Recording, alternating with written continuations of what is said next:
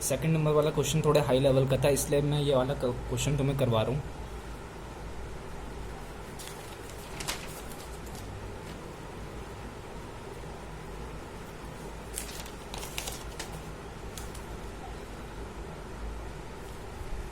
हमें इस क्वेश्चन में सेल्स दे रखी है 50 लाख रुपीज़ की, और ऑपरेटिंग प्रॉफिट का रेशियो दे रखा है बेसिकली 20%। ऑपरेटिंग प्रॉफिट का रेशियो 20%।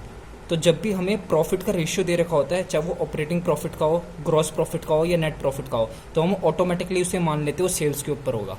तो इससे पहले हमें ऑपरेटिंग प्रॉफिट निकालने में मदद मिलेगी। सेल्स कितनी है हमारी 50 लाख की, और ऑपरेटिंग प्रॉफिट रेशियो कितना है 20%। तो पहले हम वो ऑपरेटिंग प्रॉफिट्स निकालते कितने होंगे। Operating profits is equal to sales into में ऑपरेटिंग प्रॉफिट का रेशियो। सेल्स हमारी ₹50 लाख इंटू में 30%, कितना आएगा 15 लाख आ जाएगा। ऑपरेटिंग प्रॉफिट हमारा क्या आ गया 15 लाख। एक बात याद रखना, ऑपरेटिंग प्रॉफिट हमेशा बराबर होता है ईबीआईटी के, या फिर हम इसे ये भी कह सकते हैं ईबीआईटी का दूसरा नाम होता है ऑपरेटिंग प्रॉफिट्स। बिजनेस को चलाने का प्रॉफिट को हम ऑपरेटिंग प्रॉफिट कहते हैं। जो ऑपरेशंस बिजनेस कैरी ऑन करता है, जो एक्टिविटीज बिजनेस कैरी ऑन करता है, उससे जो प्रॉफिट या लॉस होगा हम उसे ऑपरेटिंग प्रॉफिट या लॉस कहते हैं। इसमें हम इन्वेस्टमेंट की इनकम और फाइनेंसिंग की कॉस्ट को इंक्लूड नहीं करते। वैसे ये तुम्हें बस ऐसे मैंने बताया है कि ऑपरेटिंग प्रॉफिट होता क्या है, लेकिन बस तुम्हें याद रखना है ऑपरेटिंग प्रॉफिट ईबीआईटी का दूसरा नाम है, ठीक है। तो हम वही वाली इक्वेशन में पहुंच गए। कौन सी वाली में, याद करो, ईबीआईटी, फिर क्या आता है EBT, EAT, EPS. EBIT, EBT, EAT, EPS, ठीक है। ईबीआईटी तो हमें मिल गया 15 lakh rupees in this case, okay, ठीक है। अब हमें क्या माइनस करना है इसमें से, हमें माइनस करना होता है, हमें ईबीआईटी से ईबीटी में जाना होता था। तो ईबीआईटी से अगर मुझे ईबीटी में जाना है तो ऑटोमेटिकली पता चल रहा है आई हट रहा है, आई हट रहा है ना, तो इंटरेस्ट में माइनस कर दूंगा। इंटरेस्ट मैंने पहले बताया था किस किस में हो सकता है, या तो डिबेंचर्स में हो सकता है या तो किसी लोन में हो सकता है। इस क्वेश्चन में क्या खास बात है कि दोनों है, लॉन्ग टर्म लोन भी दे रखा है, डिबेंचर भी दे रखा है, तो हम दोनों का इंटरेस्ट ले लेंगे। पहले लॉन्ग टर्म लोन का इंटरेस्ट लेंगे, कितना आएगा मैं एक ही में करके दिखा देता हूँ, वैसे तो मैं अलग अलग दिखाना होगा। 10 लाख इंटू 10% 1 लाख रुपीज़ आएगा, और डिबेंचर्स का इंटरेस्ट कितना आएगा 10 लाख इंटू 12% 1,20,000। तो अगर मैं लोन के इंटरेस्ट की बात करूँ तो 1 लाख आएगा, और अगर मैं डिबेंचर के इंटरेस्ट की बात करूँ तो 1,20,000 आएगा। तो कितना हो जाएगा टोटल 2,20,000 हो जाएगा, ठीक है। अब ये माइनस करके कितना आएगा 0,0,0,0,8, 14 में से 2 गए तो 12,80,000, ठीक है। ईबीटी आ गया हमारा 12,80,000। अब हमें टैक्स माइनस करना होगा इसमें से। टैक्स कितना रेट है, टैक्स का रेट है हमारा 30% दे रखा है, ठीक है। टैक्स का रेट कितना है 30% एट द रेट 30%। यार मैं कैलकुलेटर ले ही आता हूँ, मुझे तो कैलकुलेटर की आदत है, ठीक है। तो 1280 का हमें 30% निकालना है, ठीक है। 384। अब अगर मैं इसे माइनस कर दूंगा तो फिर मेरा क्या आ जाएगा, ईएटी आ जाएगा 896, ठीक है। मुझे क्या मिल गया, ईएटी मिल गया। अब देखो इस क्वेश्चन में एक खास बात है, जो वैसे शायद तुम्हारे लेवल के लिए तो नहीं है, बट मैंने तब भी करवा दी क्योंकि हो सकता है पेपर में आ जाए। इसमें ना देखो 12% ना प्रेफरेंस शेयर कैपिटल भी दे रखी है। वैसे शायद 12 क्लास की बिजनेस स्टडीज़ के लेवल में इक्विटी और डेप्थ ही आते हैं, बट लेकिन क्या कहते हैं, मैं ये वाला क्वेश्चन भी इसलिए करा रहा हूँ, बाई चांस पेपर में आ गया तो तुम्हें आना चाहिए ना, ऐसा थोड़ी ना तुम्हें आएगा ही नहीं वहाँ पे तो गलत करके आ जाओगे फिर। तो 12% प्रेफरेंस शेयर कैपिटल है, ठीक है, 20 लाख रुपीज़ की है। तो अगर अब मैं पहले ये बता देता हूँ जल्दी से क्विकली। देखो शेयर कैपिटल भी ना 2 टाइप की होती है, शेयर कैपिटल भी 2 टाइप की होती है। एक होती है इक्विटी शेयर कैपिटल, एक होती है प्रेफरेंस शेयर कैपिटल। जैसे हमने पहले क्या बताया था कि कहते हैं लोन भी 2 टाइप का होता है। एक होता है long term loans from either banks या फिर फाइनेंशियल इंस्टीट्यूशंस, एंड दूसरा हम क्या करते हैं, कंपनी डिबेंचर्स इशू कर लेती है। वैसे शेयर कैपिटल भी या तो इक्विटी शेयर कैपिटल होती है, प्रेफरेंस शेयर कैपिटल होती है, ठीक है।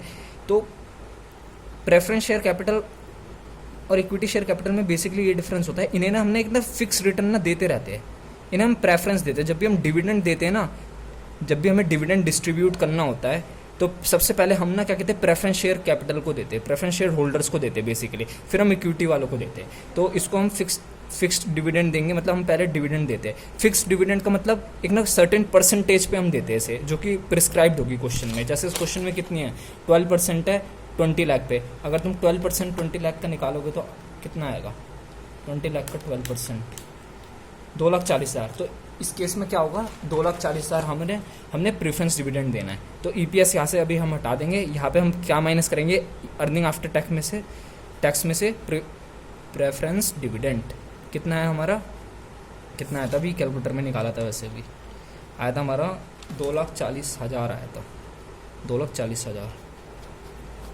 अब हमारे पास जो प्रॉफिट बचेगा ना, ये अर्निंग, इसका नाम थोड़ा ध्यान कर लेना, तुमने पहली बार सुना होगा, earning available to equity share holder होगा, इक्विटी शेयर होल्डर्स, इसे हम EAE भी बोलते हैं शॉर्टकट में, earning available to equity share holders. ठीक है, तो 896,000 माइनस 240, ये आपका कितना आ जाएगा, 656,000। ठीक है, अब हम एंड में क्या निकालते थे, हमेशा ईपीएस निकालते थे। ईपीएस में फॉर्मूला चेंज होगा, ईपीएस का फॉर्मूला में बेसिकली हम EAT लेते थे, बट इस केस में हम EAE लेंगे।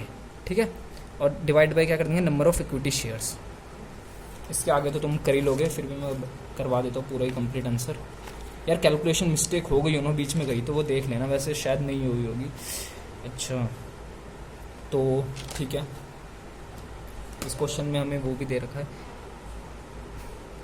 EPS is equals to EAE कितना है मेरे पास, 656,000 divide by number of equity share. Number of equity share निकल जाएंगे, बड़े आराम से निकल जाएंगे, इसमें तो हमें दे रखे हैं ना सारी डिटेल। क्या रहा है, टोटल शेयर कैपिटल है, टोटल इक्विटी शेयर कैपिटल है 20 लाख की, और फेस एक वैल्यू की, एक शेयर की फेस वैल्यू है 100 रुपये। तो ईजी है, दो मैं 0 काट दूंगा तो 20,000 शेयर्स निकल जाएंगे मेरे पास। ठीक है, तो 20,000 शेयर से डिवाइड कर देते हैं, हमें हमारा आंसर निकल जाएगा कि कितने EPS है, 656,000 divided by 20,000 shares, 32.8 rupees. 32.8 rupees इसका आंसर आएगा। एक बार ना खुद भी करके देख लेना। देखो मैं तुम्हें क्विक समराइज करता हूँ, इस क्वेश्चन में नया पॉइंट क्या था। क्वेश्चन मान लो तुम्हारे पेपर में ऐसा आ गया, ठीक है। सबसे पहले तो इसमें ना तुम्हें डायरेक्ट EBIT नहीं दे रखा। EBIT का दूसरा नाम क्या होता है, ऑपरेटिंग प्रॉफिट। ऑपरेटिंग प्रॉफिट, ठीक है। तो ऑपरेटिंग प्रॉफिट कैसे निकलेगा, इन दो डिटेल से निकल जाएगा। सेल्स इनटू मैं प्रॉफिट की परसेंटेज लगा दूँ तो मेरा क्या आ जाएगा, ऑपरेटिंग प्रॉफिट। उसी का दूसरा नाम क्या है, earning before interest and tax. EBIT पता चल जाएगा, फिर हमें वही वाला प्रोसीजर फॉलो करना है, EBIT, EBT, EAT, EPS। But इस केस में क्या होता है, प्रेफरेंस डिविडेंड भी था, इसलिए एक ये नया केस बन रहा है, इसमें EAE आएगा। तो EBIT ये आया, फिर इंटरेस्ट तो हमने माइनस कर दिया, इसमें कोई दिक्कत नहीं होगी तुम्हें। अर्निंग बिफोर टैक्स में पहुंच गए, टैक्स भी माइनस कर दिया, EAT आ गया इतना, प्रेफरेंस डिविडेंड। फिर हमने EAT के बाद प्रेफरेंस डिविडेंड दिया, फिर हमारे पास बचा क्या, EAE, मतलब earning available to equity share holders.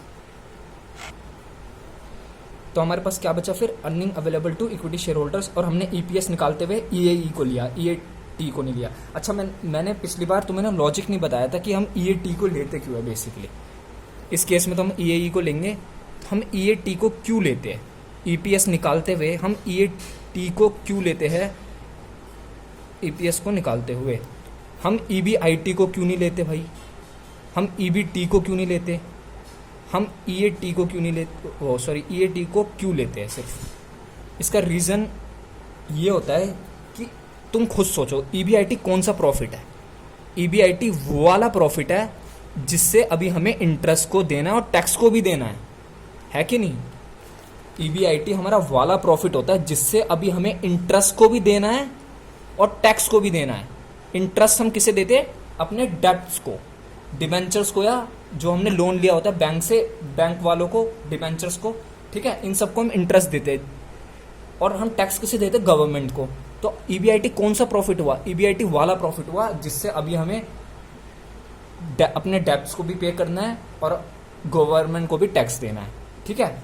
फिर अब आते हैं EBT में। EBT कौन सा प्रॉफिट हुआ, अच्छा ये तो वाला प्रॉफिट है EBT, जिससे हम डेब्ट्स को तो निपटा चुके हैं, मतलब हमने जो हमारे डेप्थ होल्डर्स थे उन सबको पैसा पे कर दिया, इंटरेस्ट पे कर दिया है, बट लेकिन अभी गवर्नमेंट को टैक्स देना बाकी है, तो इसलिए हम ईबीटी को भी नहीं लेते, ठीक है। बट लेकिन ईएटी सोचो कौन सा प्रॉफिट होता है। चलो इस क्वेश्चन में तो प्रेफरेंस डिविडेंड है, अभी से 2 मिनट के लिए हटा देते, तो हम ईएटी लिया करते थे। ईएटी वाला प्रॉफिट होता है अर्निंग आफ्टर टैक्स, मतलब इससे हम इंटरेस्ट भी दे चुके हैं, टैक्स भी दे चुके हैं।